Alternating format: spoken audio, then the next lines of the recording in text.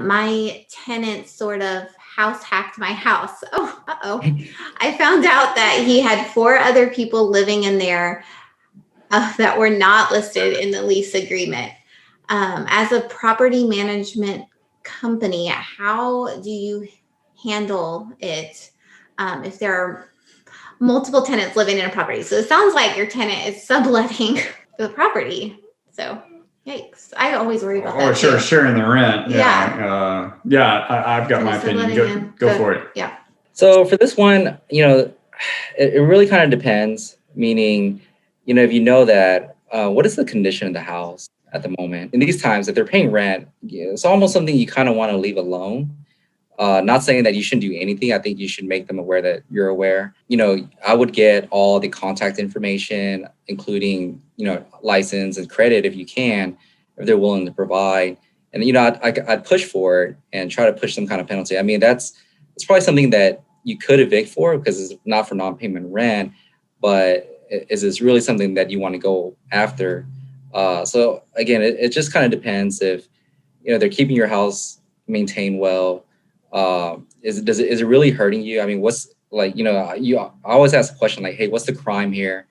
What's going on? I mean, if it were for not these additional tenants, would the tenant that you have living there unable to pay rent?